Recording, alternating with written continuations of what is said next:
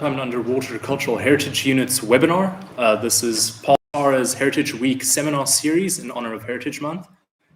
Today we'll be presenting on a variety of topics related to maritime and underwater cultural heritage that relate to our unit. I'm going to start by briefly introducing our speakers for the day. So I am Rowan Brandt, I'm a Heritage Officer in the unit.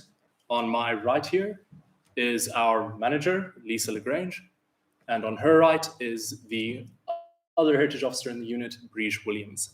We'll also have two video inserts, one by our CEO, Advocate Lungisa Malkas, and then we'll also have another video insert by our Executive of Heritage Information Policy and Skills Development, Mamakumoreng Nkazile Sohan.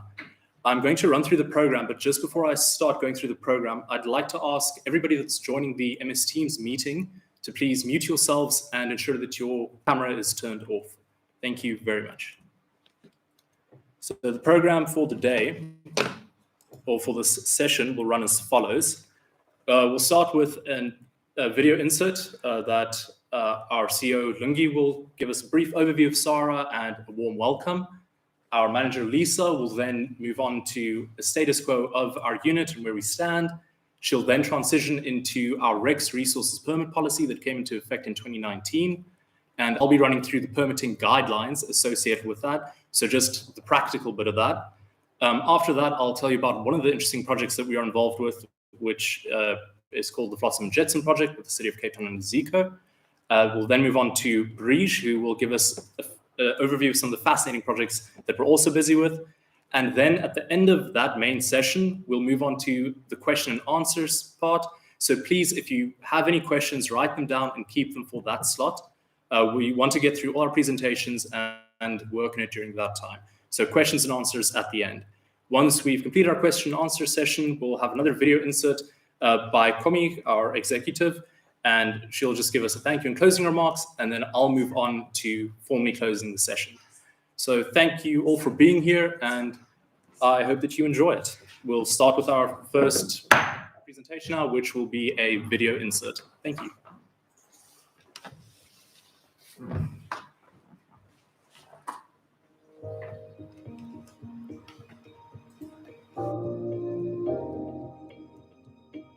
South African Heritage Resources Agency welcomes you to our Heritage Week celebrations for 2021. We are excited to engage with all our partner institutions and the heritage community of South Africa. SARA is currently in pursuit of advancing the management of significant heritage resources in South Africa. As the national regulatory body for heritage resources management, SARA is interested in the further integration of its national management framework and is actively seeking partners that can assist in advancing our strategic objectives. As the world continues to battle against COVID-19, the year 2021 has prompted a global rethink, not only on how to manage our daily lives, but also how to manage those heritage resources that we are mandated to protect. This has presented SARA with an opportunity to extend the invitation to other role players and interested parties to contribute on how this advancement in heritage conservation should unfold. The Heritage Week webinar series is a platform that will highlight the areas of mutual interest between SARA and our heritage community. We intend on expanding our strategic network by addressing needs in heritage management, as well as the continuous building of skills for the heritage sector in an extremely dynamic world. The key purpose of the webinar is to provide clarity in our areas of conservation management and to explore potential areas of mutual collaboration between SARA and our heritage community. Most importantly, the webinar is an opportunity for us to reconnect with all those who share our passion for heritage after a very difficult pandemic and lockdown. I thank you and welcome to our webinar.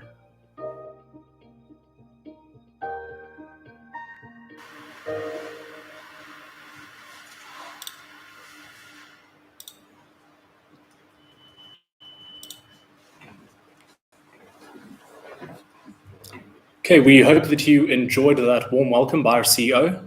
Our manager, Lisa, will now give us a presentation which will touch on the status quo of the MUTCH unit.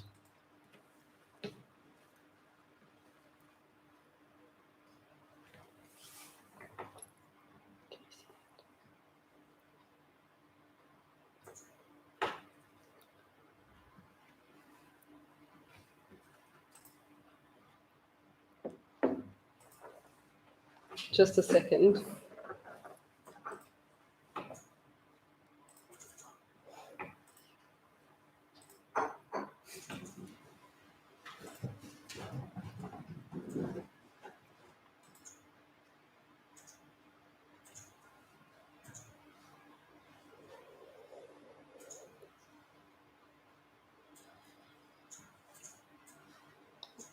All right, I hope everyone can see my slides. And just again, good morning and welcome to the webinar. It's really exciting to see a variety of people in the audience, and I hope I can teach you all a little bit more about maritime and underwater cultural heritage management. So this is the unit, this is who we are. And my presentation will be focused on introducing us, who we are really, and how we fit into the kind of broader heritage management landscape within South Africa.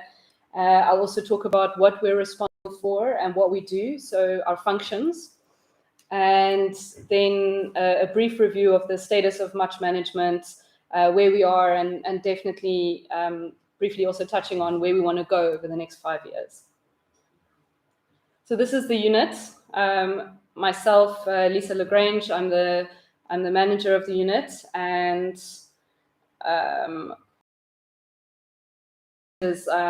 my responsibilities are focused on kind of oversight and more strategic management within SARA.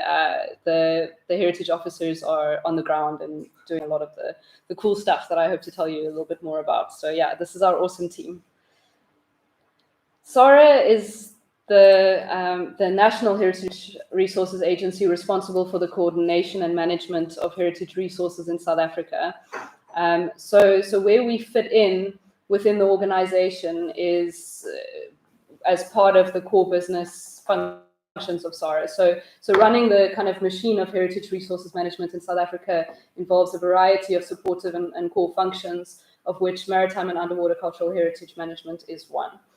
The unit is situated within the Heritage Conservation Management Division, alongside other specialist units such as Built Environment, Archaeology, Paleontology and Meteorites, and the Heritage Objects Unit. The MUTCH unit, so I'll be saying MUTCH a lot, and I hope it's not too cumbersome of an acronym, but it does stand for Maritime and Underwater Cultural Heritage, just so going forward, so I don't have to say it out loud every time.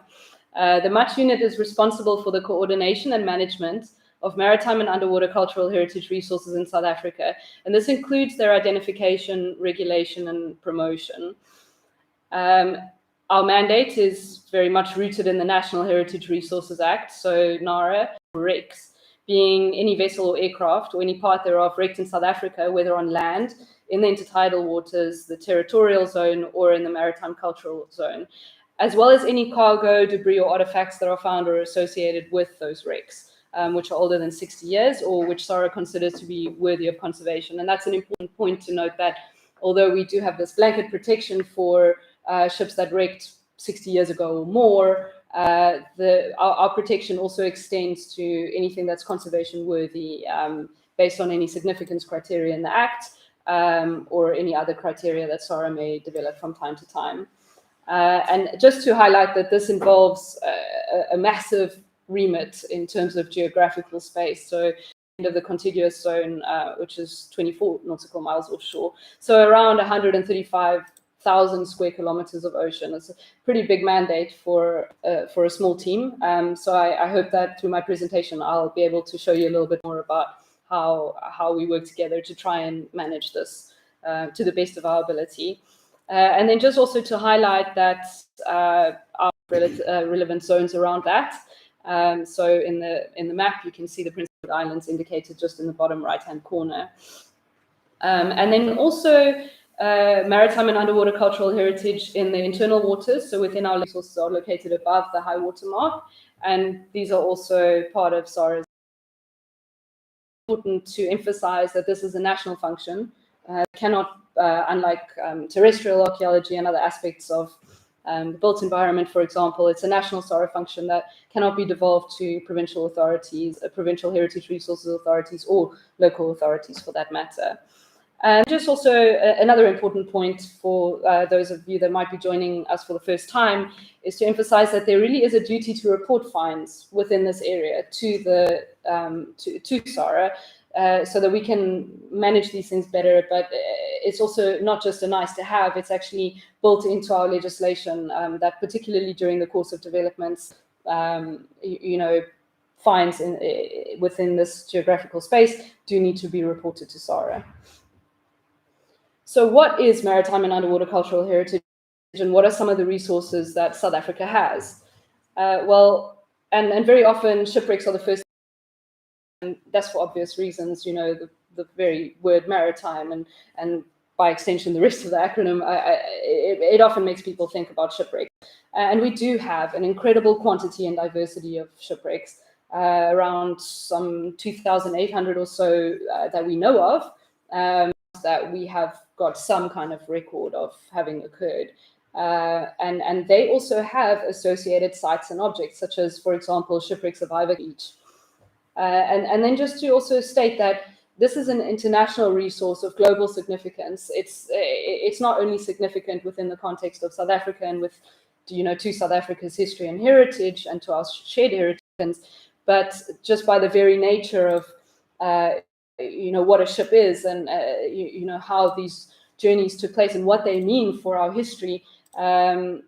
It's an international resource as well, and South Africa's shipwreck resource shows or has examples of sites from over 37 foreign nationalities. So it really just highlights that international context and the internationality of the resource and how important it is to manage it with that in mind. And then just another point to say that although we have records that tell us about shipwrecks, so that number of around 2,800 is based on something, and often it's archival records and that sort of thing. Fewer than 25% of these sites have actually ever been found, and of that 25%, even fewer have verified coordinates and that have actually been visited by the unit. So mapping these sites is obviously a massive ongoing challenge, and it goes without saying that, if you don't know where these things are, it makes them much more difficult to manage. But I'll talk about that again a little bit more later on. And then just to say that it's not just the shipwrecks themselves, but also anything that's associated with them or that might come from a shipwreck. So things like cannon, timbers or fragments of the structure of ships themselves, anchors, portholes, anything like that. It also includes the cargo from shipwrecks, so making up artifacts such as porcelain, beads, coins, figurines, or any other items that together help to tell the story of a site. And in this way, shipwrecks have often been compared to time capsules, that they can reveal an accurate picture of what life was like at the time that a ship sank, as ships contained everything that was necessary really to sustain life on board for a particular period in that sense. And cargo not only tells us what people needed and what they used, so which technologies were available or the purpose of a voyage, for example, where ships had been and where they were going, but also what people prized and valued. And the maritime aspect of this heritage also includes things that are not underwater, such as boatyards, docks, harbors, and lighthouses. So some of these things being below the high water mark, some of them aren't. And these are all examples of maritime infrastructure that can have significance to South Africa's development as a nation. Our maritime and underwater cultural heritage resources also include other archaeological sites, so things like stone-walled intertidal fish traps. So in the slide there's a picture. So in the slide there's a picture of these fish traps in Arniston, and this is one of the South African coastline. But importantly, it's also it's also these sites are also much more common than people think. And through research that the unit has done, we've found over or sites of this nature along the south coast. So they're actually quite prevalent, and they're an important aspect of our maritime history because they show, for people who've never encountered these types of sites, just to explain that it works on a very simple principle. They're built in the intertidal zone, so when the tides come in, fish are able to the walls of these traps that are built from stone that's naturally occurring in the region usually. And then during particularly high tides, they get filled with fish, and as the tide goes out, then these fish are really easy to catch within those stone-walled structures. It also includes submerged archaeology and paleontology throughout glacial periods and interglacials, massive sea level fluctuations along particularly the south coast of the country. And this has resulted in the inundation of huge stretches of land that are now underwater, that previously were actually used and lived upon by animals and also people. So there's a lot of archaeology that's within that space, and that we're also responsible for managing. It also extends to rock art, which has a maritime theme or reflecting or is reflective of contact between South Africans and foreign mariners. And since underwater cultural heritage is not limited to coastal waters, SARA is also responsible for management of heritage resources in and associated with inland water bodies such as lakes and rivers. And this includes both tangible and intangible heritage, and especially important sacred sites that are associated with water bodies and oral traditions and living heritage that's attached to these places. So one example of that would be the Lake Fundutsi National Heritage Site. Right. Function of the unit, and this is because to manage any resource, we first need to be able to answer the following questions. What is it that we're managing? Where is it? And what is the significance of what we're managing? Why is it important? But also, why are we managing it? What are we doing all of this for? So what are we managing often involves looking at things like, in the case of a shipwreck site, when did the shipwreck? Why? Where? How? Who was on board? And also importantly, who's providing that information? Because we know that historical records are often biased towards the way that whoever is writing those histories is kind of determining the way that the story is told. So all of this goes into doing research into what it is that we're managing, and importantly, where it is. So since shipwrecks occurred in relatively recent history, and we have access to records, archival records, and shipping registers, for example, other historical accounts as well, that all together provide information on where ships sank, as well as sometimes why, although with certain caveats. And this very much speaks to geographical information systems, so the where part of it, so the mapping of shipwreck sites. And in 2016, and the database proved difficult to consolidate and utilize in assessing applications for permits and developments, as you can imagine. And in addition to using archival sources and other historical records, we were able to use some old maps that we georeferenced, such as this example of the Battle of Saldanha Bay, and where georeferencing uses common landmarks to compare historical maps to our present coastline. And sometimes indicated on these maps would be shipwreck sites. So we've managed to kind of find a few sites in this way. And these historical maps also were often surprisingly accurate, or not altogether that surprising, but they were incredibly accurate and could provide information on where ships sank.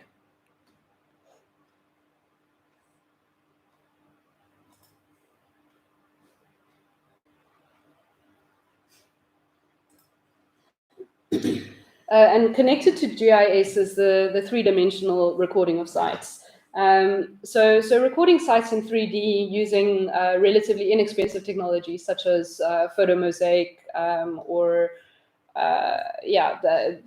photomosaic mostly. And this is an important management tool for site monitoring for obvious reasons. I mean, you can get an accurate three-dimensional model that can be used to take accurate measurements of a site and can provide important comparative information. So especially if sites are monitored on an ongoing basis in this way.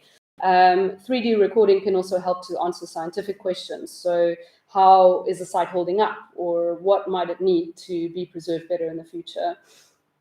It's also very importantly, and I'm not going to talk about this too much because Brish will touch on this in her presentation, but it's also an important tool for accessibility. So how do we bring this heritage to the public? How do we tell people about sites that are underwater, that are not accessible, and that can only be enjoyed by a small group of people?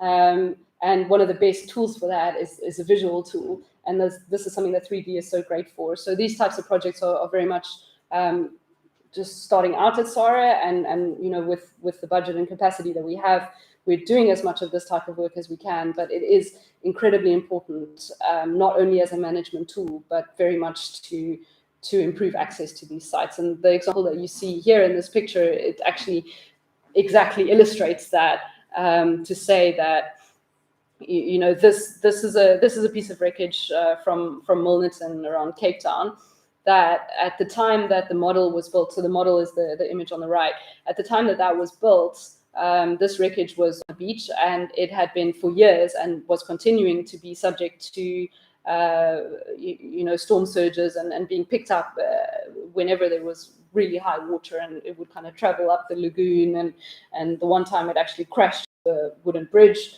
by Woodbridge Island, which is incidentally also a provincial heritage site. And eventually it just turned into a problem, a hazard within the waterway, and it had to be moved. But the model was built just before the last time it got lifted up, and just before it was decided that, okay, this site needed to be relocated.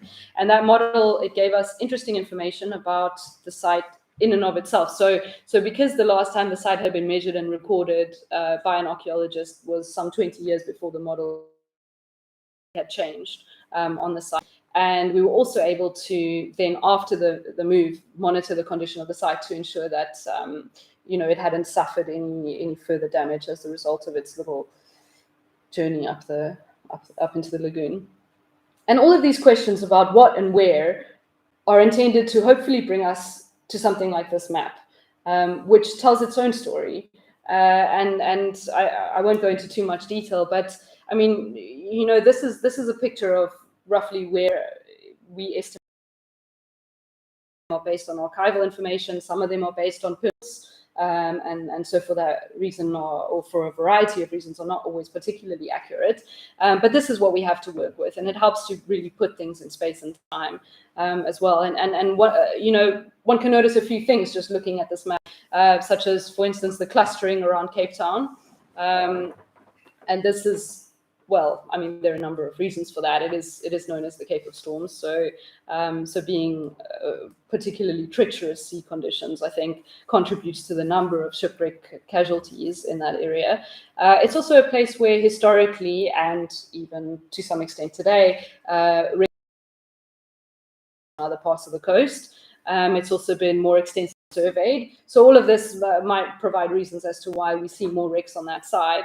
But at the same time, you can see that's actually quite, the whole coastline actually is well littered with wrecks. And these ones that you see kind of on the more further offshore of the East Coast are typically casualties of, it just illustrates the importance of these visual tools. And just in terms of identification, if I can just make an example of one project that the unit has been involved in over the last 4 years or so, is the oral history of Dutch shipwreck. So what this project highlights really is the internationality of shipwrecks that I've already mentioned, the importance of managing these sites within that context, So Dutch wrecks are the second most well-represented cargo, which resulted obviously in extensive and also more recent salvage of their cargoes. And because the goals of salvers can be at odds with those of archaeologists, often very little beyond the bare facts around wrecking and salvage were known, as records were often biased to record cargo of commercial value. And this resulted in the archaeological integrity of many sites being compromised, heavily compromised by salvage activities in the past. And then obviously found with many salvers then also becoming quite secretive about their activities and feeling very much alienated by the new laws, which then turned around and painted them as criminals overnight, despite the fact that salvers had made considerable to do was to try and bridge some of those gaps and reach out to people, and under conditions of, using the information for purely for informational purposes. We were able to conduct some interviews with divers to gather information now before it's lost forever, because often these divers were the only ones who had actually seen the sites and had a good picture of what they looked like, so that we could get that kind of archaeological information in amongst all the other information about valuable cargo and so on, but just to get a better understanding of what these sites really look like. So we do run projects. Once we know where a resource is, what it is, we come to the question of why it's important. And so that would encompass both its inherent significance, so what does the site tell us, but also why we need to manage it, which I think is the most difficult aspect of this identification question to answer. So what is the significance of what we're managing and why are we doing it? So, okay, as I've already highlighted, it stems from a legal mandate to preserve maritime and underwater cultural heritage for future generations. But importantly, preservation in situ now retains the integrity of archaeological sites to allow best practice in future. So doing archaeology, it's quite a destructive activity, and it's also really expensive. So it's important to do it right. And it's important to highlight the fact that we only have one chance to excavate a site for the first time. And once you've taken things out of context, and once you've excavated that site, it becomes, it's impossible to put things back the way that you found them. And if it's not meticulously recorded, then that information that could actually teach us so much, and the very value of that site has been lost. And then also just to say that shipwrecks are important for understanding globalization and South Africa's place in the world. So they have a very important role in contributing to our understanding of South African history.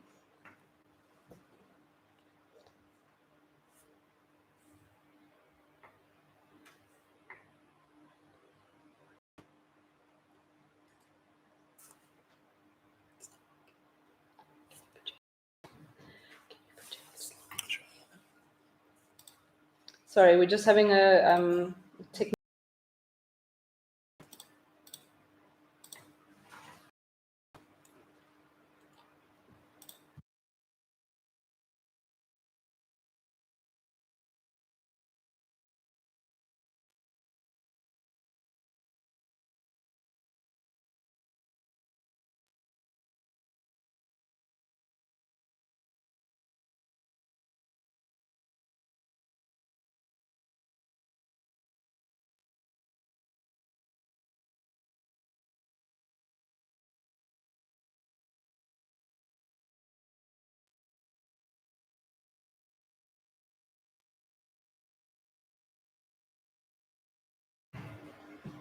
Thank you. Excuse me. Apologies for that. All right. So back to it. As I said, shipwrecks are really important for understanding South Africa's history as a nation, and I'm not going to. It's important to protect the sites. So we may not historically have been but we do have a long and enduring relationship with the sea. And due to our location and our history as a country, South Africa has some of the most interesting and diverse maritime and underwater cultural heritage in the world. that contributes to our scientific knowledge. It contributes to important conversations around global trends, such as trade and history of slavery. We also have an international duty to share and protect this.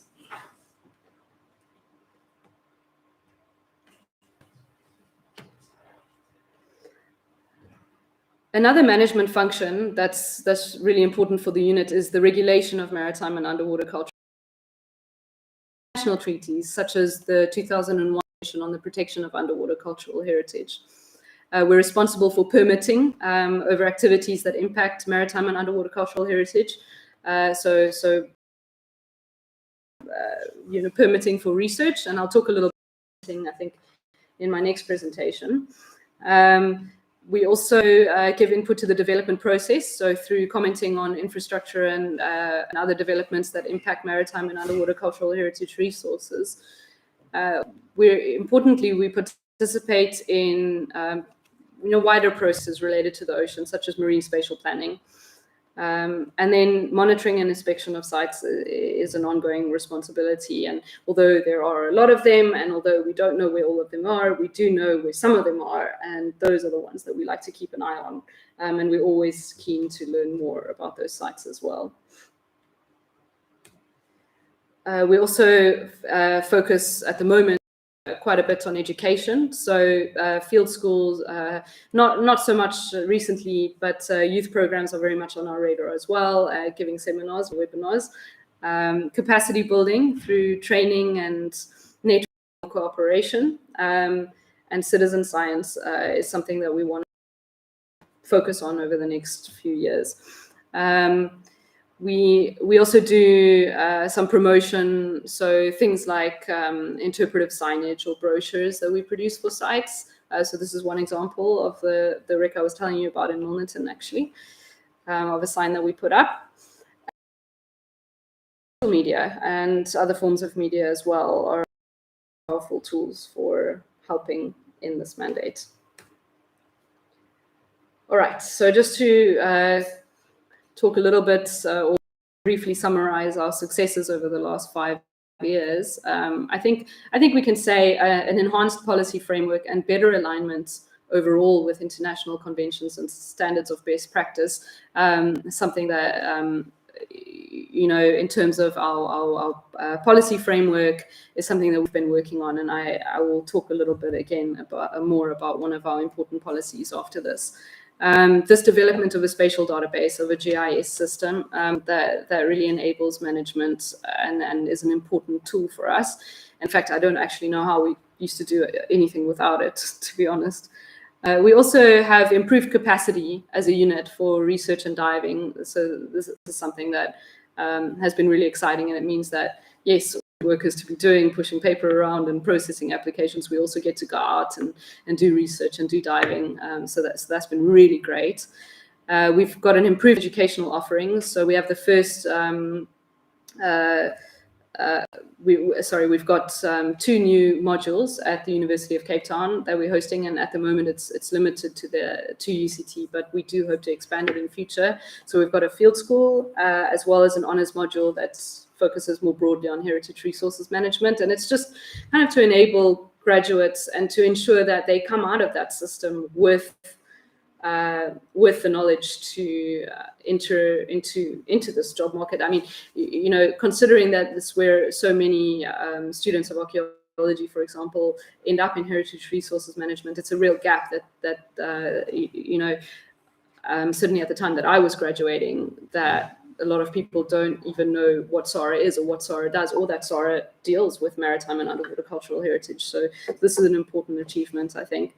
South Africa also has a member on the scientific and technical advisory body to the 2001 Convention on the Protection of Underwater Cultural Heritage, which is great. It's a first for South Africa. It's a first for the region. And I think it really paves the way for better cooperation, better understanding of this international framework that we work within. We've got enhanced regional and international cooperation through projects, workshops, and training and capacity building programs within the region. And then public engagement and awareness raising. This is a big one, and this has been really, really important for us over the last especially over the last 2 years, particularly in the light of the COVID pandemic and the fact that we haven't been able to reach people in the same ways that we used to. So in a way, if I can kind of say that it's given us the opportunity to challenge how we reach people, and social media has been a great tool for keeping people talking about underwater cultural heritage. And this slide is just an example of some of the reports that we've received recently, and this is all via the Facebook, to see people active and people walking around on beaches and finding things and knowing who to call and knowing who to talk to, and really reaching out and wanting to learn more rather than just kind of collecting stuff and keeping it to themselves. We now get to share this information, this heritage, which is relevant to all South Africans. We now get to share it with everybody. So that's been really highly exciting.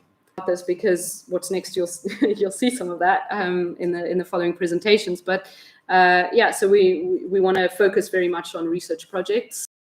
As I highlighted earlier already, as a unit, we now have we now do have the seagoing capacity, and we have a team of 3 divers for the first time in a really long time, and we're actually enabled to go out and do our own research. So to help us in our mandate of identification and understanding what it is that we're managing, we understand research projects to be of the utmost importance.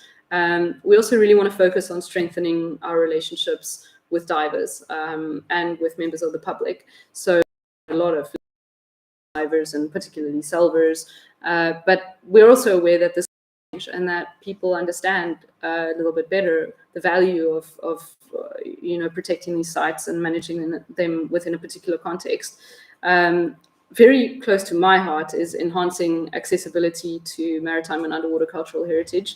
So through things like 3D, potentially in the future, virtual reality, those types of projects that can make maritime and underwater cultural heritage accessible and not just the kind of playground of a small group of people that are able to dive, that are able to swim, that have the desire to go and visit these sites. And I mean, some of the sites we dive on, diving's not, some of these sites are just really not very accessible. And we want to try and through digitizing things and through creating these archives, not only as a management tool, but also to almost bring these things to the surface and share them with people, so that they can enjoy it and they can really appreciate it. And then importantly, for underwater cultural heritage, because we're such a small team, building capacity through partnerships is incredibly important. So we need to identify key stakeholders, such as yourselves. We need to educate, and we need to be advocates for maritime and underwater cultural heritage management, and people to understand why they should be advocates as well. Thank you very much. Okay, thank you very much for that presentation, Lisa. I really hope that those of you that are joining us for the first time and don't really know the unit, I hope that you have gotten to know what we do now, and I really hope that actually know us have learned something new. So Lisa touched on the end there about the sort of more the permitting and the more technical stuff that we do. And with that, we have invented the 2019 Rec Resources Permit Policy. And Lisa's going to give us a presentation on that, and I'll follow up on that presentation by showing you how that actually applies to the application process. So thank you all. Over to Lisa, our manager.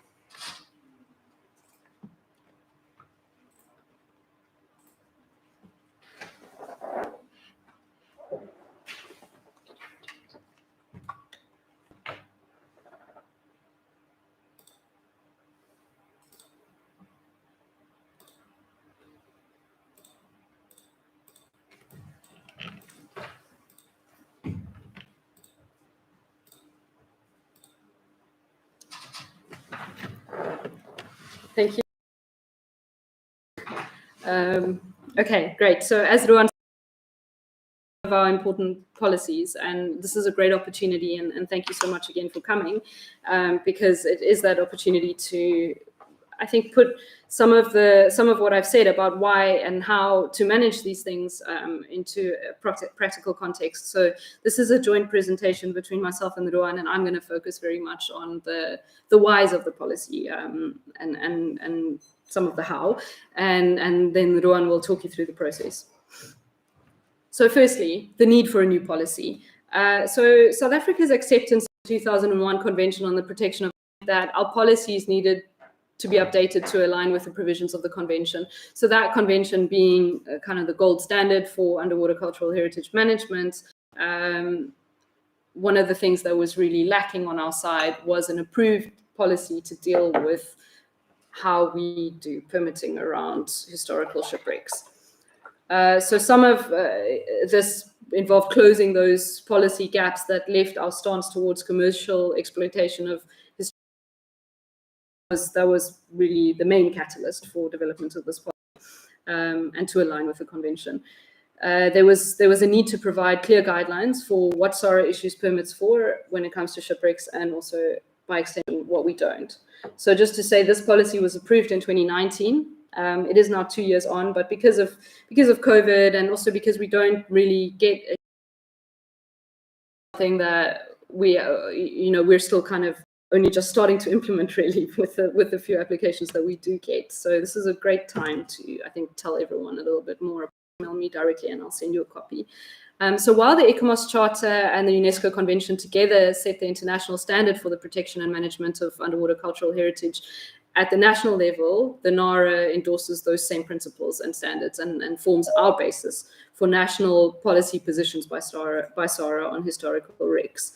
It's very much intended to ensure that any and all investigations of historical shipwrecks and related underwater cultural heritage in South Africa are very much explicit in their aims, in their methodology, and in their anticipated results, so that the intention of each project is transparent, and that results are published and made accessible, so that the threats to that heritage can be removed, or hopefully removed, or if not, substantially reduced.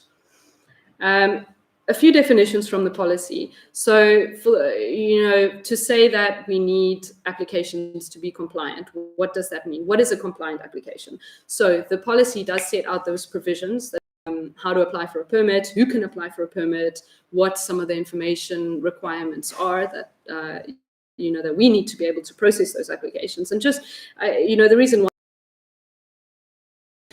why compliant application is the first step in the permit application process. And as SARA, we don't actually need to consider an application that's not compliant with the principles and the provisions of the policy. So all of that is set out. In situ, I'm not sure how many non-archaeologists are in the audience, but just to say that archaeologist, important, because of the fact that for certain types of applications, you do need to be a qualified archaeologist. We can't have archaeologists doing archaeology, and there are very good reasons for that I won't. You can't. It's like a reasonable job, but it's just not going to be the same. So if I can put it in that context, this requires that you understand the principles of archaeology, why in situ preservation is important, why heritage resources have value, and how that value is damaged when archaeology is not done properly, archaeology or an honors degree, and with experience within that field. Site stabilization, really important reasons. Within the context of the policy, this this idea that once the archaeology is done, and then you just mentioned archaeology is so destructive. It's a destructive process, and to make sure that once we're done, the physical artifacts that can left in a reasonable condition to ensure that what is remaining on the site can be preserved. And then just really briefly, this is I'm not going to read this word for word, but the difference between the definitions of wreck material, wreck resource. So this is the wrecks resources permit policy, which encompasses any wreck material or wreck site. A wreck site it's currently defined as around 200-meter radius around the center of any wreck, which we gather is enough space to ensure that I may not have already mentioned this, but rec resources are classified as archaeological in terms of Section 2 of the NARA, which means that they're afforded the same rights and protections as terrestrial archaeology. They have inherent cultural and historical value. They're finite and very much non-renewable. They're protected in terms of the NARA, and they must be protected. As a global trend, in situ preservation consider the first option, and not only because this is a global trend, but because our legislation says so, and because we are signatories to the UNESCO Convention.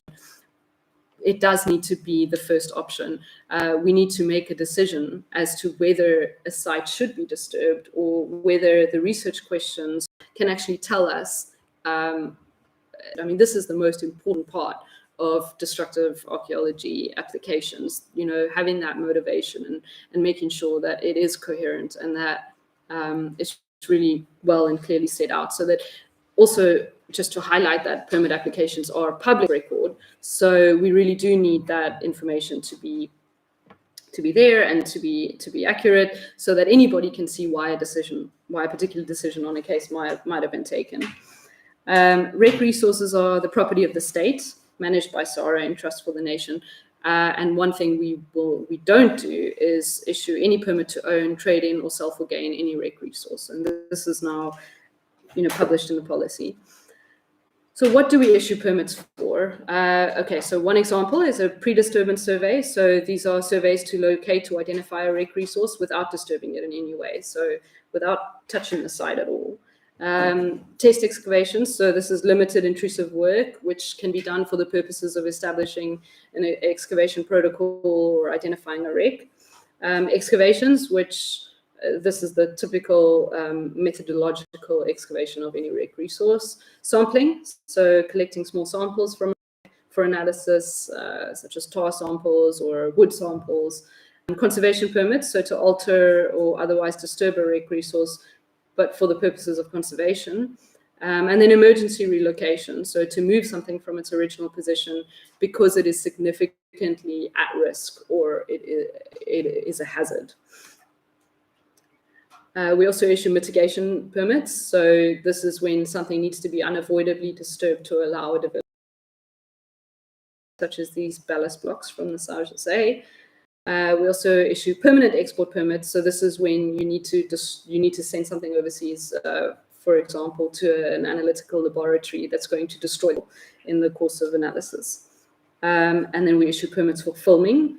So this is the recording in 2 or 3 dimensions, any rec resource which have been declared national heritage sites, or which form part of a specifically declared collection, as has been disseminated by sites, or the salvage of commercially viable cargo, because these are inconsistent with the principles of managing, with the best practices of managing maritime and underwater cultural heritage sites. We don't issue permits for metal detecting on the beach, except under very specific circumstances. And they're good reasons. Stuck your spade in the ground to investigate a hit, whatever it is that you found up to the surface, whether it is archaeology, and by the time it's disturbed it. We don't issue permits for diving on historical wrecks because you're allowed to dive on and enjoy any historical shipwreck as long as you don't disturb it in any way. So there is a misconception that you need a permit to go to these sites and to appreciate them. That is very much not the case. And in fact, we encourage people to visit these sites as much as possible. And now over to Ruan.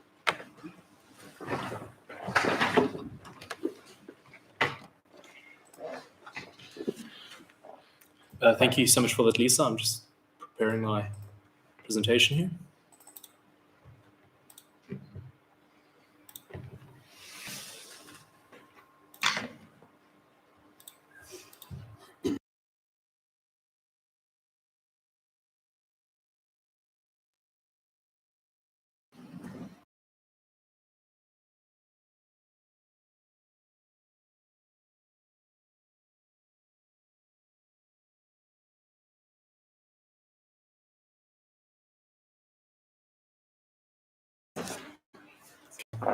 So now that you've seen what the Rec Resources Permit Policy is informed by and what it's there for, I'm just going to run through the technical aspect of it. So this is quite relevant for those of you who are considering applying for permits, and it's also relevant for past permit applicants because you'll see that the permit application procedure has some slight tweaks to it because of this policy. And I'm just going to run through those with you now. So firstly, our permits are all handled through the South African Heritage Resource Agency's Information Resource System, SARIS. Past permit applicants, you'll be well aware of how the system works, and for new permit applicants, it's very simple. You follow that URL that I've posted up there, and you'll create an account, and you'll end up being able to create an application, which will create your permit.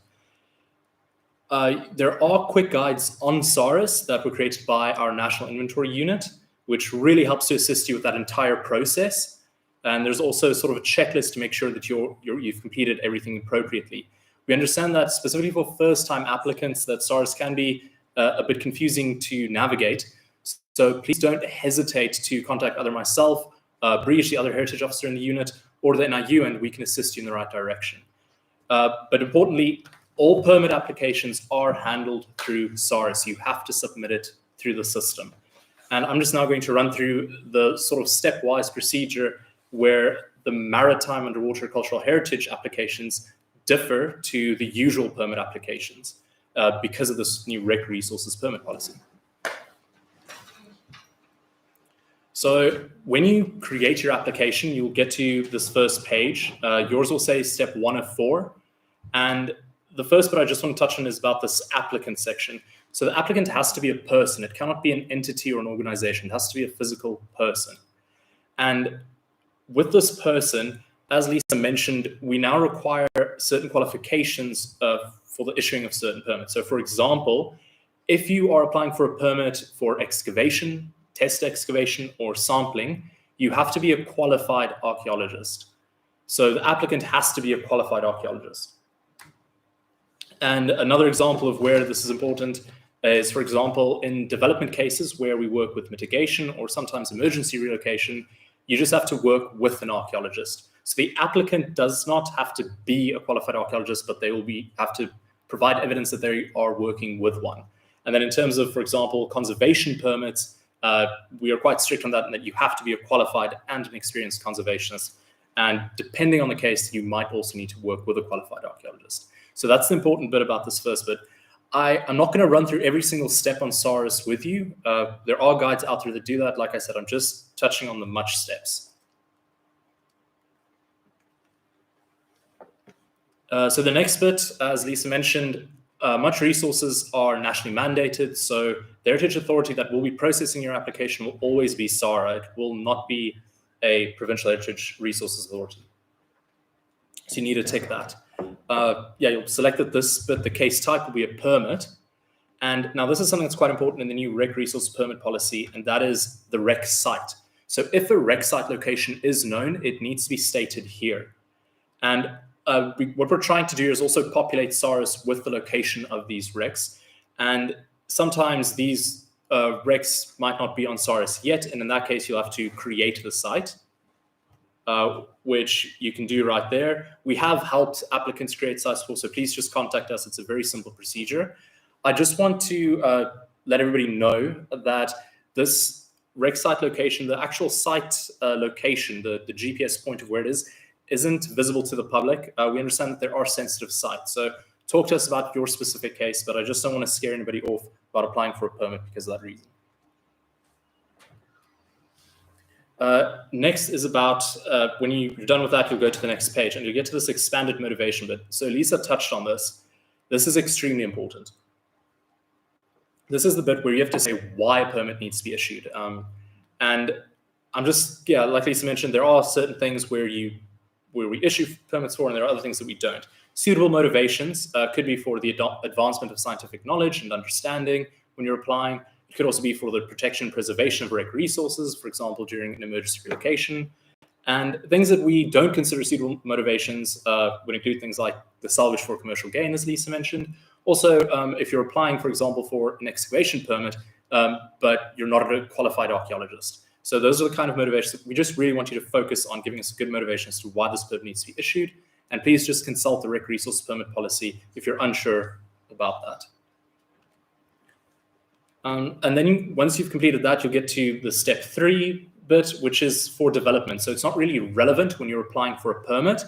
However, one thing that we have noticed that could be quite useful, for example, permits that encompass an area of search, for example, searching for a wreck, it's quite useful to indicate that on this map. So this mapping tool is a paleosensitivity map that's linked to developments on this page. But if you're, for example, looking for a wreck, please try and populate this. And if you're uncertain of it, again, just get into contact with us. We will guide you through it. The next bit, you'll see this bit say heritage reports when you're on the final page of SARS. I just want to emphasize this. You do not upload your heritage report to this part. You send your reports directly to the case officer. So, for example, if you're submitting your annual report on your activities, you submit it directly to the case officer. If you're submitting your final report at the end of your permit, you submit it to the case officer. We will upload it to your permit. And the reason for that is that we need to have a back and forth to make sure that your permit report is actually compliant. So please submit it directly to them.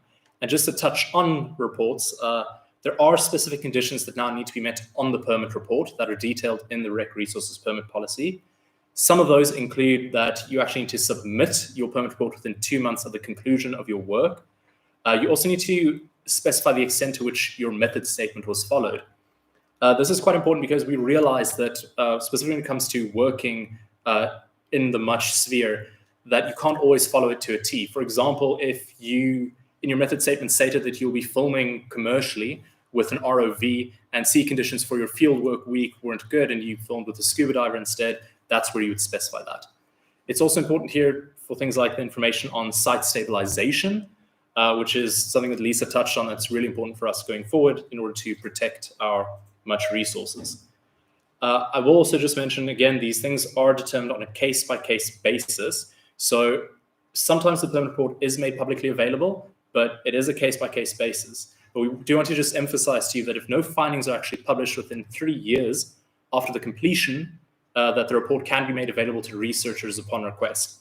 And just to touch on permit reports, I'll just mention at the end again, we are working on a set permit report template because we realize that there is a lot of new information that you need to handle.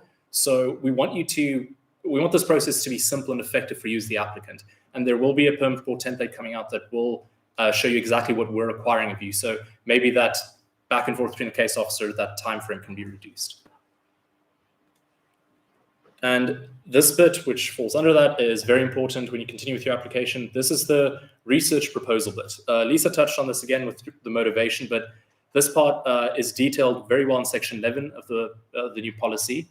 And we really want you to specify the methods, the duration of that. So say, for example, you plan on spending 2 weeks in the field and 5 days behind a desktop. We want you to specify those things for us. If, for example, it's a project that might cost quite a bit, we need you to provide a proof of funding to show that you can actually do the work that you're saying that you're going to do. We also need you to, for example, include your own CV to ensure your qualifications. If there are participating members who you'll be working with, if there is some form of conservation included, what is your conservation management plan? And for example, those the permit conditions where we specified where you will need to work with a qualified archaeologist, please specify who that qualified archaeologist is. And you can also upload a proof, just maybe an email saying this person has agreed to work with us. Next, you'll see this consent letter bit. All you need to do there is if you are working with a museum or a repository, you just need to upload the proof of that. Again, an email or something like that will suffice, or some special contract agreement. Here is the proof of payment bit, where you'll upload your proof of payment if a fee is applicable. I just want to mention that we are still working with the fee schedule of 2005. However, these are being updated, so the fee schedule will change, and just be aware that the fees, there will be different fees involved. And then just to finish off this presentation, I just want to let you know that, yes, I mentioned that there is a standardized permit report template that is in the pipeline, which will simplify the process. But not just that, we also understand that applying on SARS and working with this new policy can be quite confusing.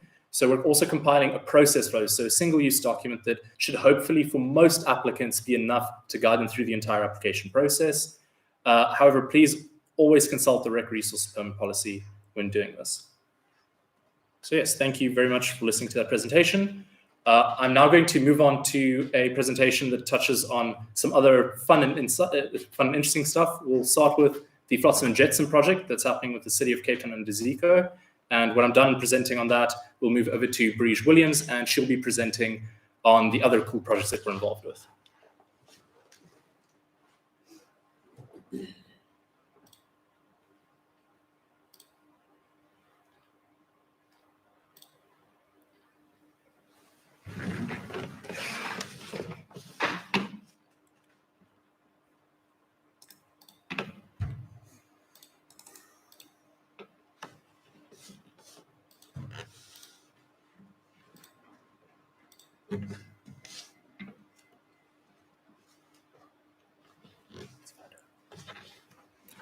Okay, so now I'm going to talk to you about a project which we are involved with called the Flotsam and Jetsam project, which is in collaboration with the City of Cape Town and Zico.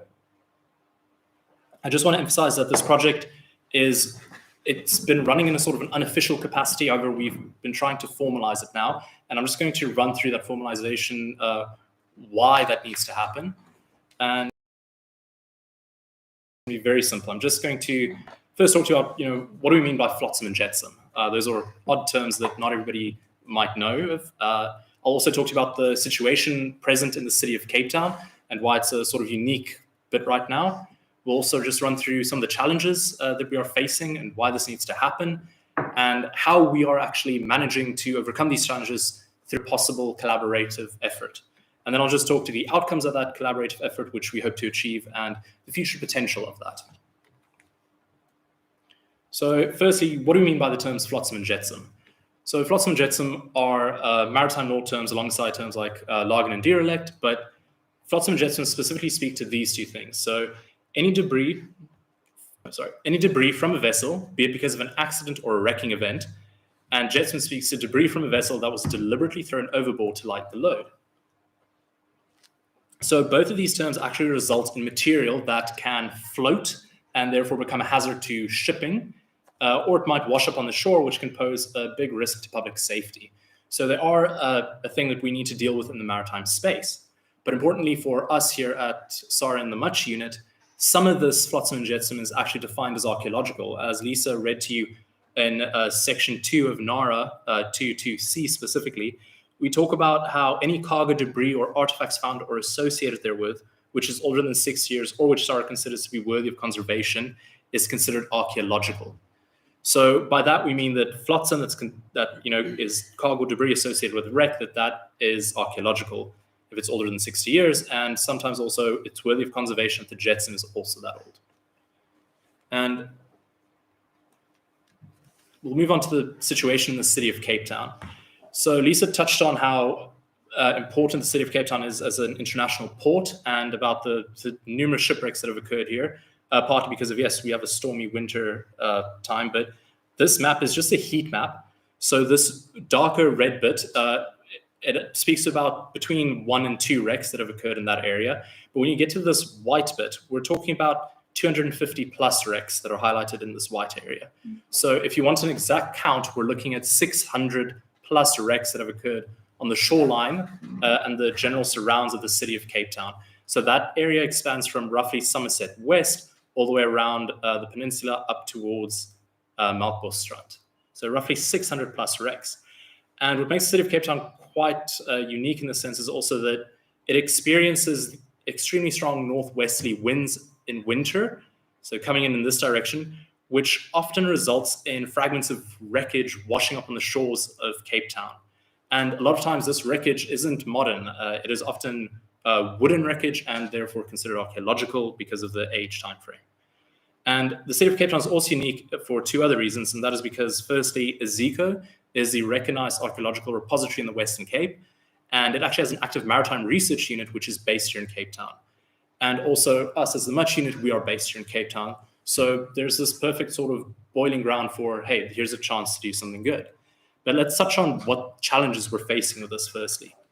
So the archaeological Flotsam and Jetsam has heritage significance, but it is at a risk of, for example, being picked up and stored in private collections, never to be seen by the public or enjoyed.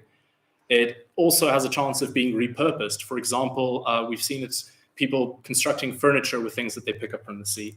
And what happens here is we're losing the chance to augment scientific knowledge, and we're losing a heritage resource.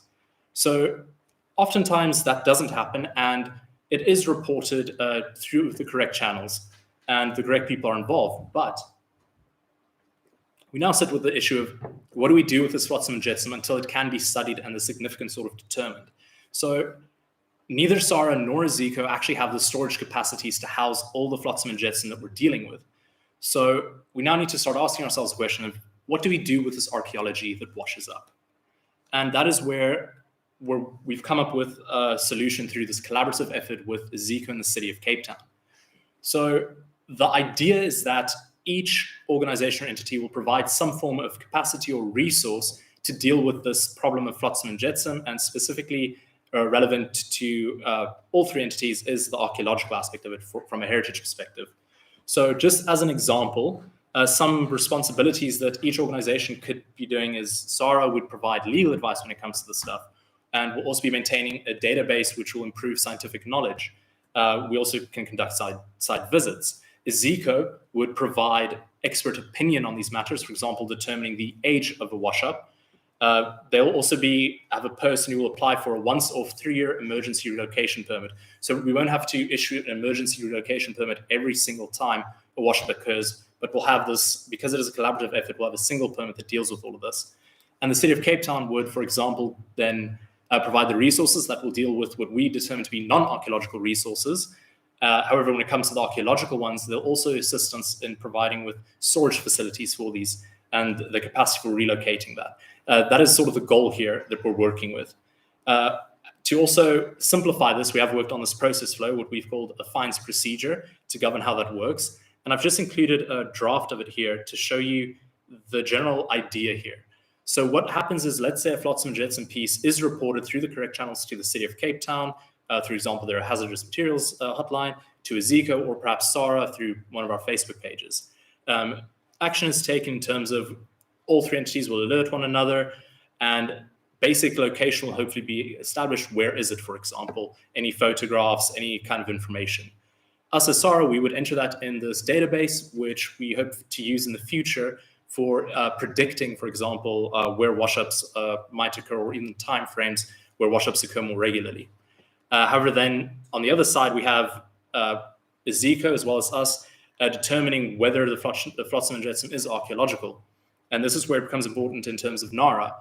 Sometimes it might be, we might need to make a more detailed assessment, in which case we'll follow this line. But let's say it's not archaeological. Let's say it's something obvious like a fiberglass boat with insulation that's not archaeological. A piece of that is just washed up. Then the city of Cape Town, we hope, would just determine whether it is a hazard, or if it holds maybe some kind of other significance, whether it is at risk. For example, if it has to do with some investigation into a collision in Table Bay. So what we just do then is, again, follow it down. If it is not a hazard or risk, we'll just leave it where it is. It's not hurting anybody. It's okay there.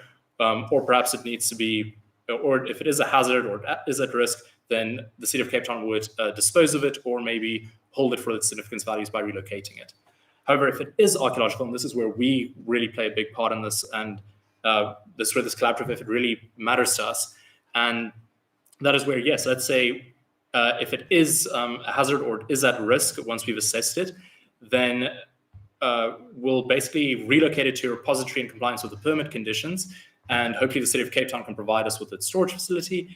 And on the other hand, if it's not a hazard or is at risk, then we'll produce a detailed record and collect samples if necessary. And then in line with best practice, as Lisa mentioned, it'll actually be left in situ unless it becomes a hazard or is at risk. And this has several implications in terms of even the heritage, the sort of that tourism economy of Cape Town that's based on heritage. But this is the project that we're currently working on, and we're really excited for what it means going forward. And especially if we look at what that means going forward, we now actually have experts that are determining whether the Flotsam and Jetsam is archaeological or not. It's no longer guesswork. We have the right people in the right place saying this is archaeological, this is not, so we can correctly apply the act. However, when it comes to non-archaeological flotsam and jetsam, this also provides a baseline for removing it timelessly if it is a hazard.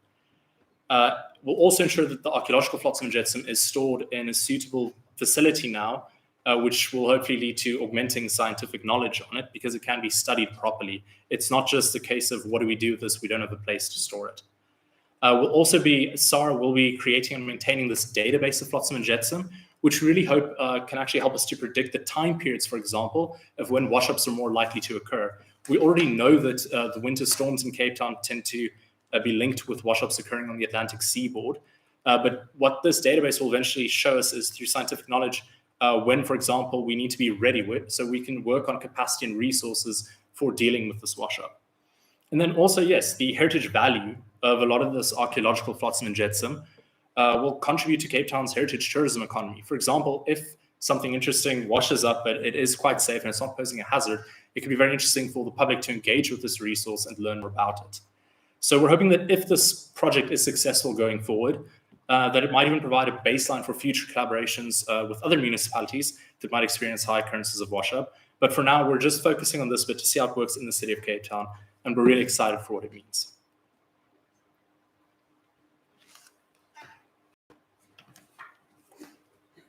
So yes, with that, I just want to say thank you so much for listening to that, and I hope you've learned something about this project. What we'll be doing now is moving on to Breege Williams, and she'll touch on some of the fascinating projects that we are involved with. Thank you.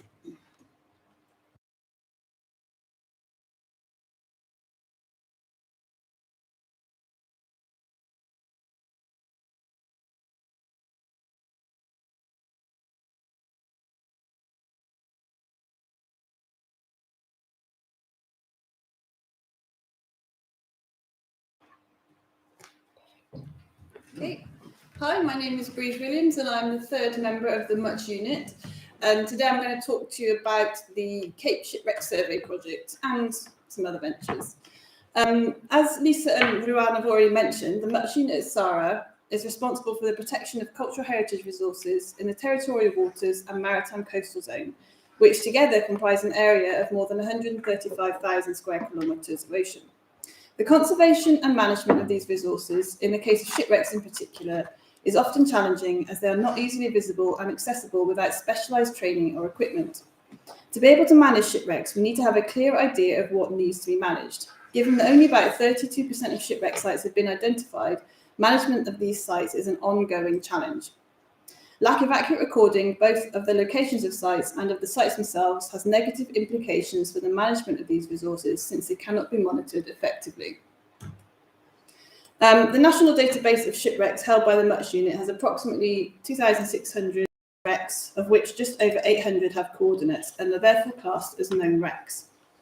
Now, when we say known, what we actually mean is that we have a coordinate for their location on our database, although in reality, very few of these coordinates have been ground truth for accuracy.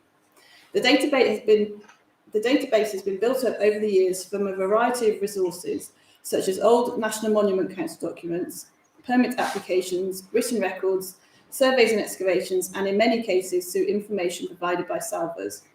There is plenty of scope for errors in the accuracy of the information, and as a unit, we felt it was important to take a sample of known wreck locations and to go and physically see what's there.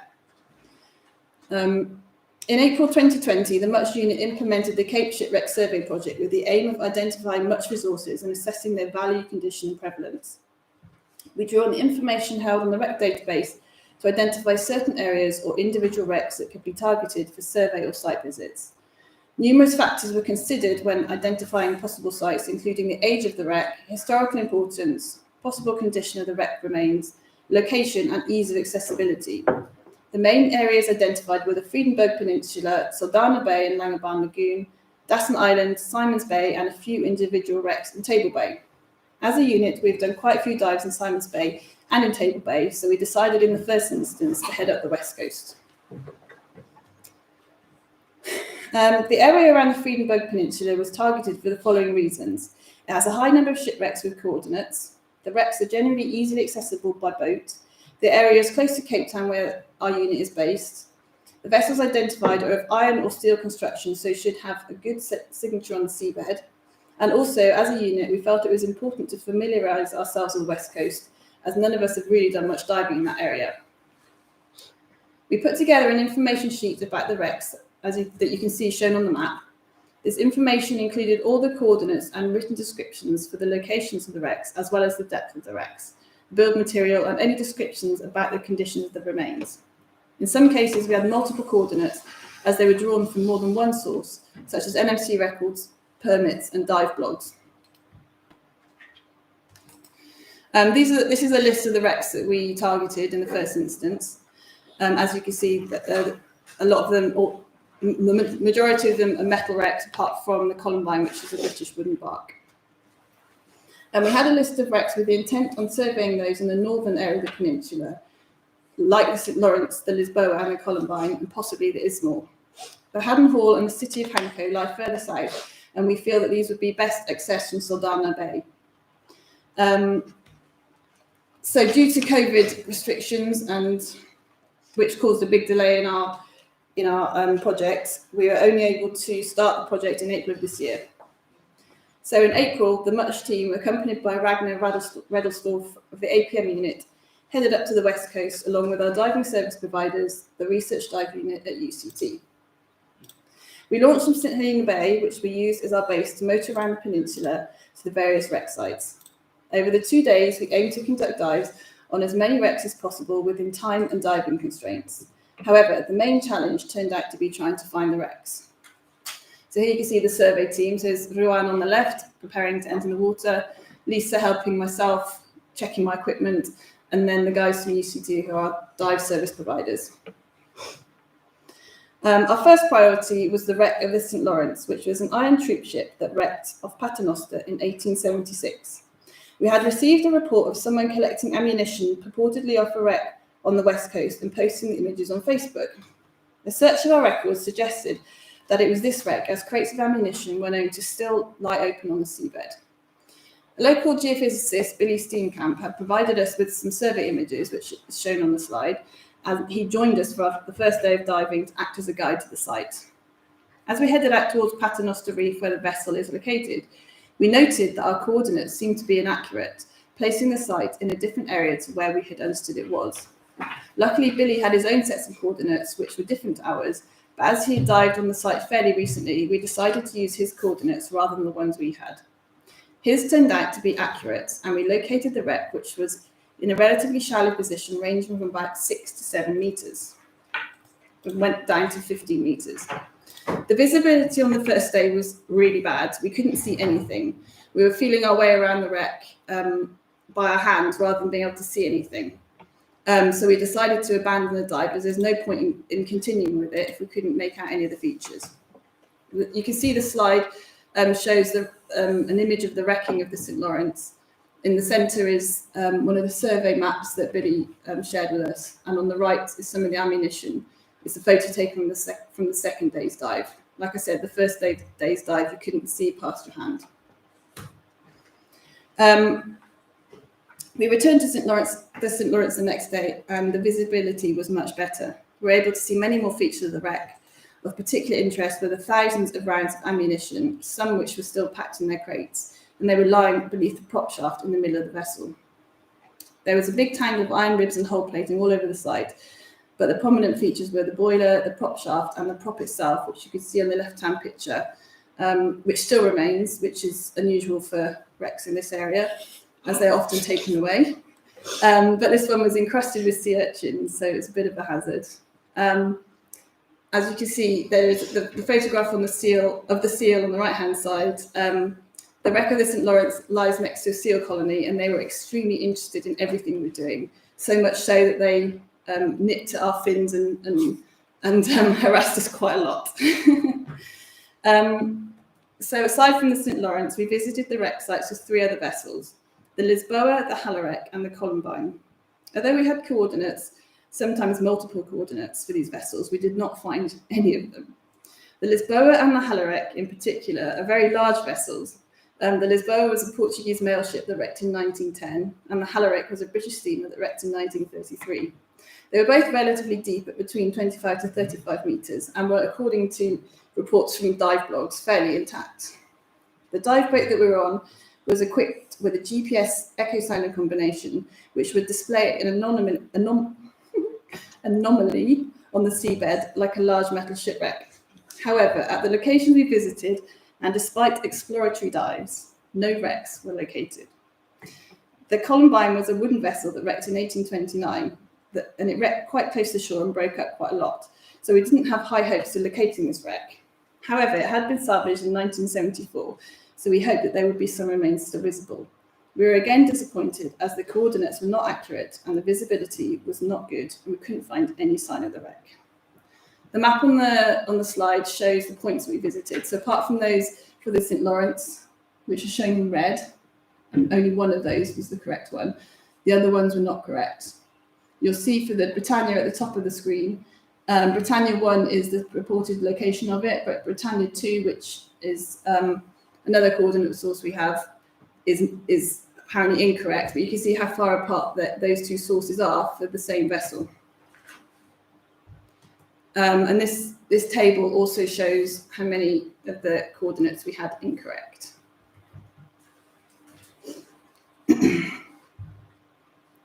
So as you can see, despite having multiple coordinates, with the exception of St. Lawrence, we were not able to ground truth the locations of any targeted shipwrecks. This raises the question as to why so many of our coordinates during this trip were inaccurate. We can treat this as a sample of what may possibly be the case for the remainder of those wrecks we have recorded as known on our database. Why are they inaccurate? How many are inaccurate? And how can we rectify the situation? There could be numerous reasons why the coordinates were not accurate. Many were taken quite some time ago in the 80s or 90s, when GPS positioning was not as accurate as it is today, with further errors possibly creeping in during conversion of the coordinates. The three main methods for supplying coordinates are degrees, minutes, and seconds, degrees and decimal minutes, and decimal degrees. The Much unit database uses decimal degrees, whereas the standard units in the maritime and aviation world is degrees and decimal minutes. Therefore, there is always some risk of error when converting between the three different coordinate systems. The slide shows how the same place, when converted, has three different number combinations, which could easily lead to confusion. We also have to take into account that there could have been some guesswork on the exact location, so the points are estimates rather than definitive. Finally, the other reason for the inaccuracy is that the person who originally provided them was being deliberately vague as they did not want to share their data. This is common amongst the older diving generation, where a sense of ownership prevails as well as distrust of SARA. So we can see that the Cape Shipwreck Survey project highlighted the fact that many so-called known shipwrecks are in fact not accurately recorded. While this is only a small area in the vast coastline of South Africa, it provides a good insight into the problems that we face when providing information regarding the location of the shipwrecks along the coast. As a unit, we rely heavily on information provided by the diving community. In the past, this relationship has been fractious, but going forward, we are hoping to establish new connections. One example of engaging with the diving community is the Dutch Oral History Project, which is an ongoing project that brought together the Much unit and our international partners from the Netherlands. The aim was to gather information about the history of modern salvage on Dutch historical shipwrecks in South African waters. The catalyst for the project was the realization that many of the divers involved in the early work on these wrecks have already passed away, and their first-hand details of their activities is passed on with them. We realized that many wanted to tell their stories, to highlight the work they'd done, and to share their knowledge. As part of the project, 12 people were interviewed, and information was gathered on 20 Dutch shipwrecks. We are currently writing the final report documenting what we learned and how this type of oral history can further our knowledge of what lies beneath the ocean. Whilst getting information about past work is a valuable tool, one of the ways in which we can gather more accurate current information is by working closely with the diving community and opening up engaging lines of communication with the general public. The use of citizen science is becoming a more recognised tool to engage the general public in helping to record and preserve our heritage. It is something that the Much unit would like to develop for future use. With specifically designed forms and guidelines, the general public could, in theory, record sites and send the information to the Much unit.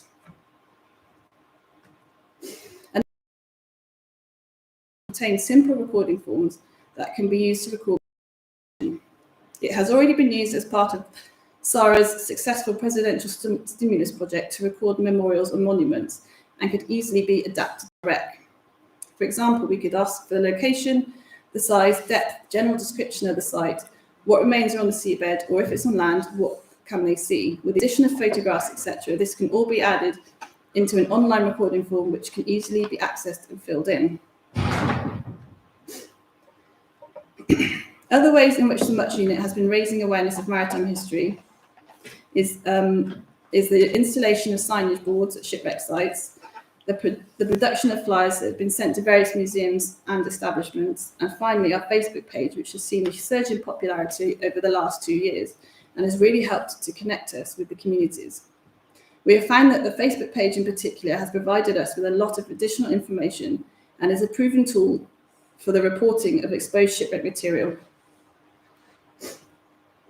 So in conclusion, the Shipwreck Survey project has highlighted that some of our so-called known shipwrecks are in fact unknown, which is something to be concerned about, especially when we are providing comments for Section 38 and 35 cases. If we don't know where the heritage lies, how are we supposed to protect it? We feel that the best way to rectify the situation is by continuing to engage with the public and other heritage entities and continuing to raise awareness around maritime heritage. The diving community in particular is a wealth of information, and we want to create good relationships with them to enable knowledge sharing. In the past, there has been some contention around the best way to gather new information, as REC sites are typically quite sensitive. However, we need to encourage people to trust in SARA and become more aware of the role we have to play in the protection of our heritage. Thank you.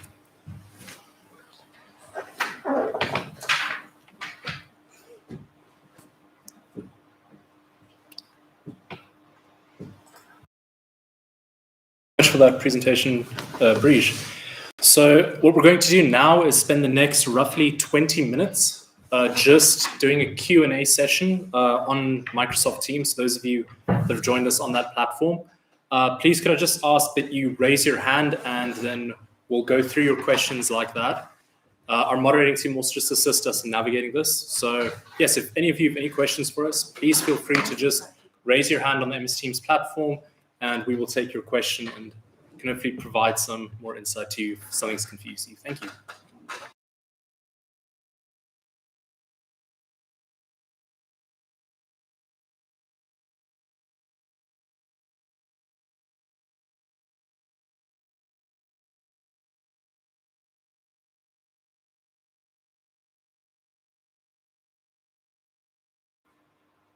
Yes, and please don't be shy. We want to encourage this as a chance for us to engage with you. Most of the people that are here today, we know that you're people who are applying for permits and you're working closely with us. So if any of you have any questions right now, please do ask them. This is the point of this session.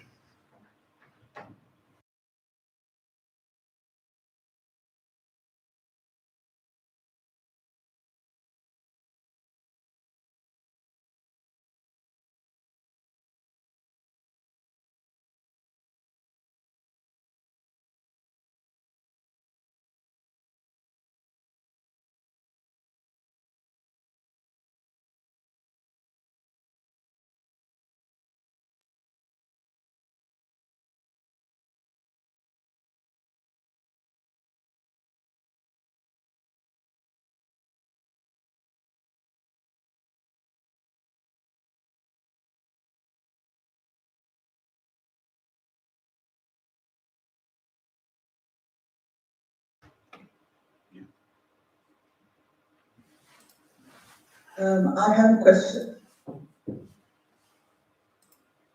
Yes, Prof? Yes, Prof. Thank you very much. Let's just leave the camera off. So I have a question around the REC policy. And just to confirm that, from what I gathered from the presentation, that the REC policy, for an individual to basically interact with any underwater REC or artifact, as it were, that they need to be qualified archaeologists. I think that came through very strongly.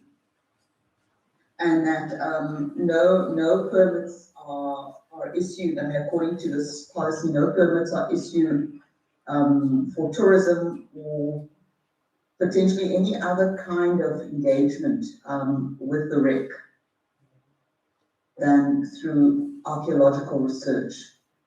And so if that is the case, then my question is, how does SARA and nationally, how do we acknowledge or deal with the fact that maritime heritages might contain intangible elements? That we know that there's a very rich maritime history, for example, associated with these wreckages. And we know that historians, anthropologists, and potentially other social scientists will not be qualified archaeologists. So how would they, so technically what one is saying is that archaeology is the gateway, as it were, to basically accessing these wrecks. So that's my first sort of comment / question. What role, how do we then account for maritime intangible cultural heritage? So that's the first question. And then the second one, I don't want to take up too much time. I'm sure there are lots of other people that it's yours to ask. But the second one I want to ask is, you know, when we think about intangible heritage in particular, there's an element of restorative justice that comes along with it. And so one needs to factor that in, especially in terms of there's quite a lot of echo in the background. I don't think it's from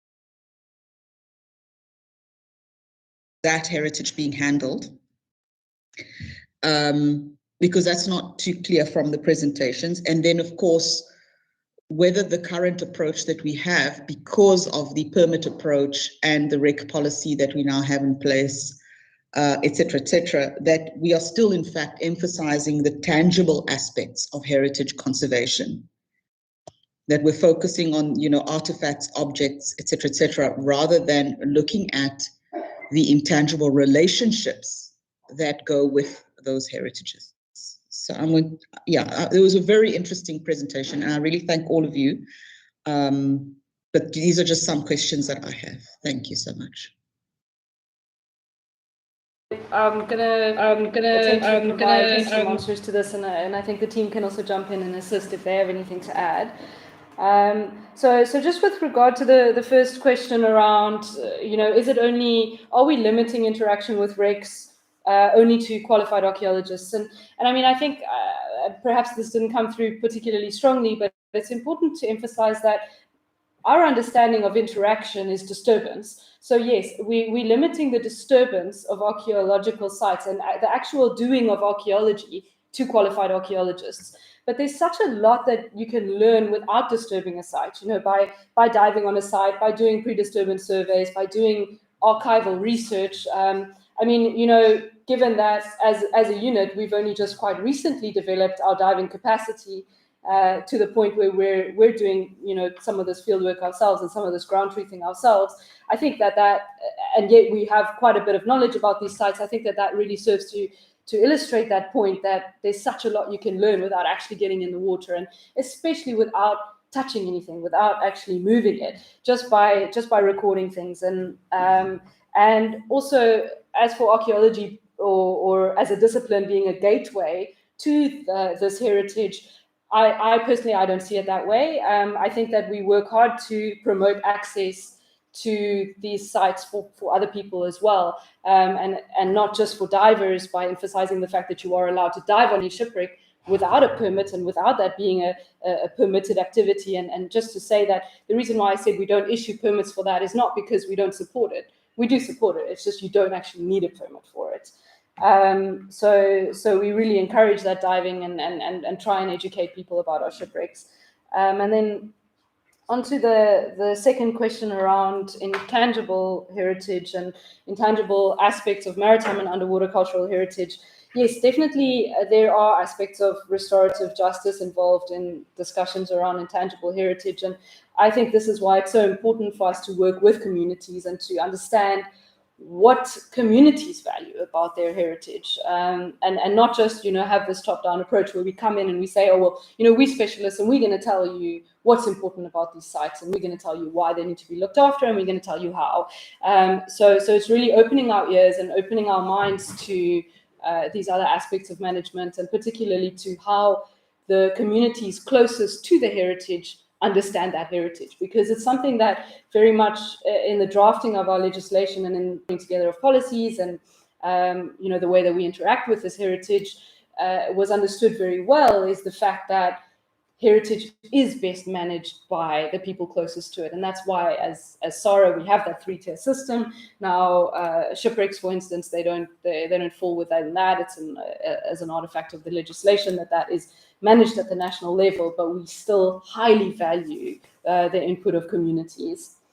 And this idea that communities should be the ones to tell us how their heritage should be managed, why it's significant, and to participate in that management and to benefit from the preservation of that heritage. So through things like tourism and other initiatives that can also bring upliftment to communities. So very much restorative justice is a part of that, and I think we are mindful of that, and perhaps it didn't come through in the presentations. And then lastly, how is inland heritage and potentially also intangible aspects of this heritage being handled at the moment? A little bit more of a difficult one. I think that it's obviously an area where active research is required, and this kind of better understanding of our inland, maritime and underwater cultural heritage and the intangible aspects associated with it isn't something that's going to come through to SARA passively, and we do need to be active in doing research within that area, and we're very aware of that. I should just say that information is often really limited. So we did do a little research project recently where we tried to identify sacred sites, particularly in the context of sites like perhaps that could speak to the same spheres and areas of significance as Lake Fundutsi as a sacred site.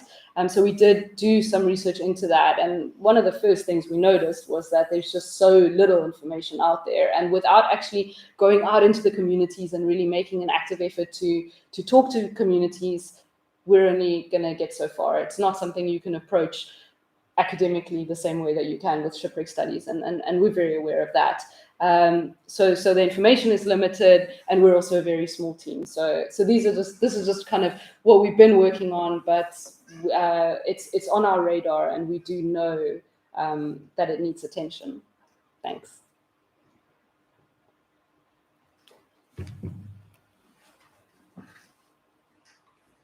Prof. Boswell, I just want to mention, if you want to ask something in relation to that, please feel free to do so. I hope that has answered most of your questions or given you some guidance. But if you do want to say something else about that, please feel free to do so. Yeah, thanks so much, Rowan. I think it really did cover some of the thoughts and questions that I had. I think it would be fantastic to do, research on the sort of inland sites. And also perhaps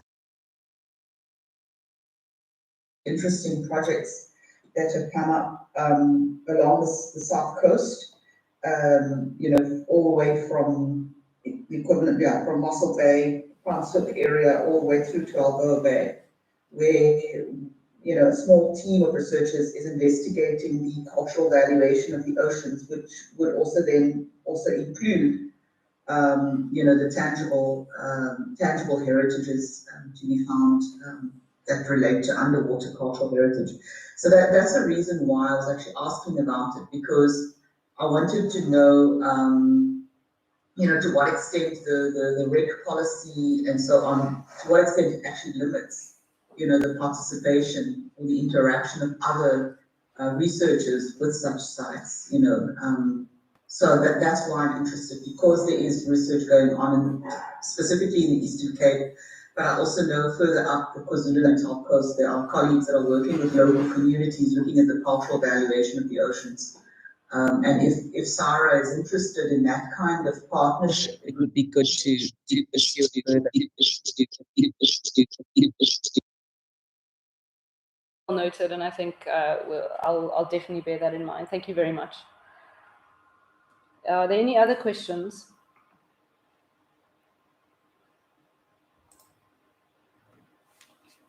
Right, I see. Any comments, anything like that? You're also welcome to pop it in the chat if you don't want to speak up.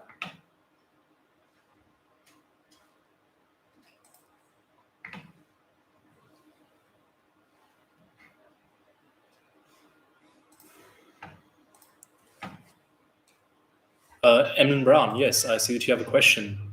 Please unmute your mic and ask away. Thank you, and good afternoon. What is the real alliance between UNESCO and South Africa? Right. So South Africa is a signatory to a variety of UNESCO conventions, and as that we have that responsibilities, additional responsibilities in terms of those conventions. And I mean, I think we do understand as a unit also that a lot of these UNESCO conventions, they tend to take that quite European model for heritage management, and that we need to still put things within that African context as we manage it and manage it appropriately for those reasons. But a lot of the kind of underlying principles of things like the Convention on the Protection of Underwater Cultural Heritage are things that we also support.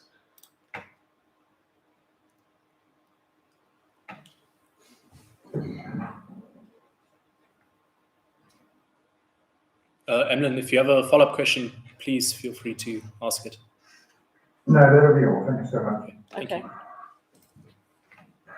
I just want to mention that Prof. Rose Boswell has also said something in the comments here. I'm just going to, I mean, everybody can read the comments, but she does mention that it would be great to partner up and do comparative work, as the Research Chair project is involved in projects on ocean cultures and heritage, which includes maritime heritage, across the whole of East Africa, so Kenya, Tanzania, and Mozambique, as well as Namibia and South Africa. And I think that's very well noted. We're very much open to, I mean, the point of this series is also to open up the discussion for these potential future partnerships. So we appreciate that. Thank you, Prof. Boswell. Are there any other questions? Again, please use the chat function if you do not want to speak up. We'll read it out and hopefully answer it for you.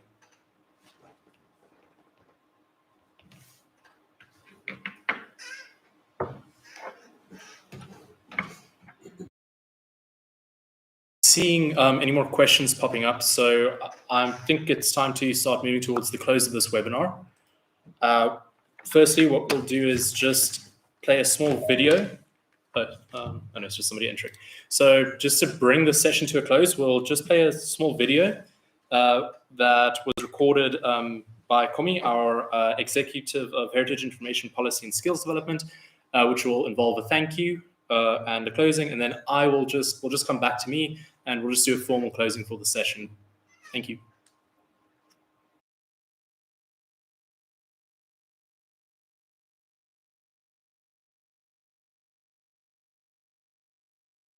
From the audience, yes. Who's speaking? Sorry. Ben. Yes. Ben speaking. Before we move on to Komi's video, I just want to ask all the guests to unmute their microphones for 1 second. If you can unmute your microphones, unmute. If you can unmute the microphones. And can everyone give a big round of applause to Sarah, much needed as well.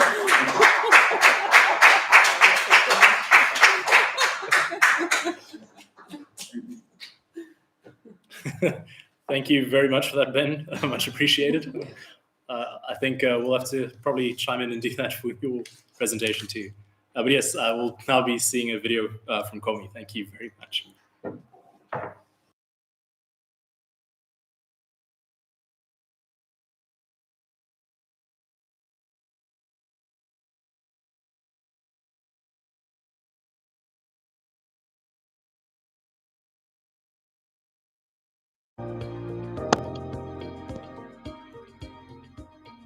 Good day, colleagues. Good day, colleagues. Good day, colleagues. We are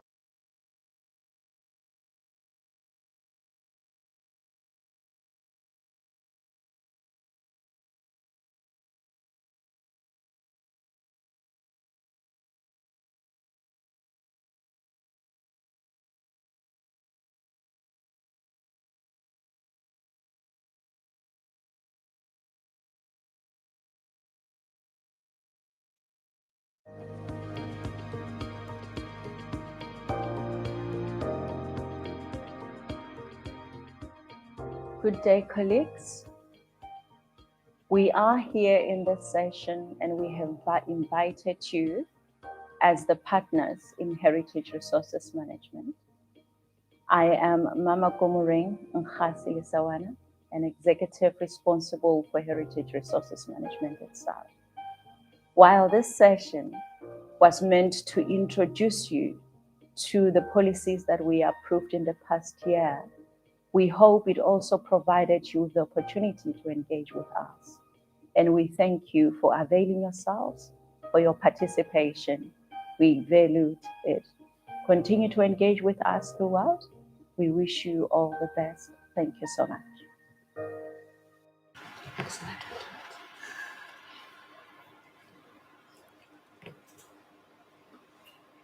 Okay. Thank you very much for that, Komi. So now just to bring this session to a close, I'm just going to show a last presentation.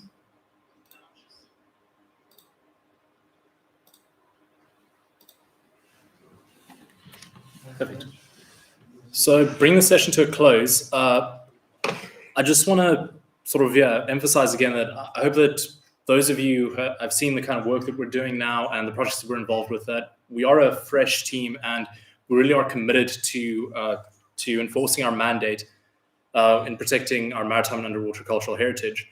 But I also just want to remind everybody that it is actually the year of honoring Charlotte Maiteke. So in honor of that, there isn't really much that I can do to explain everything that she's done in the context of much right now. But I just sort of want to give a little analogy. And to do that, I just need to explain this image to you. This is actually the eponymous SAS Charlotte Maiteke, which is one of our Navy's 3 submarines, which is breaking the surface of the water during a naval exercise.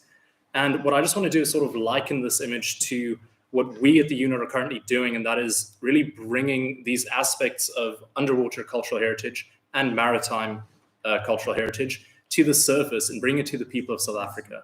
And I know it might seem a little bit airy to some of you, but to me it really is important to just show you this, because we really are a team that's working hard and we are looking forward to the future for what this means for our maritime and cultural heritage.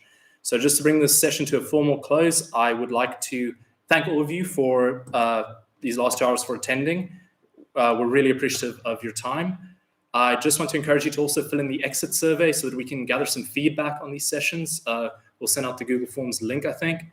Then I also just want to encourage you to see the SARA website for some of the other interesting webinars that are hosted by some of the other SARA units this week.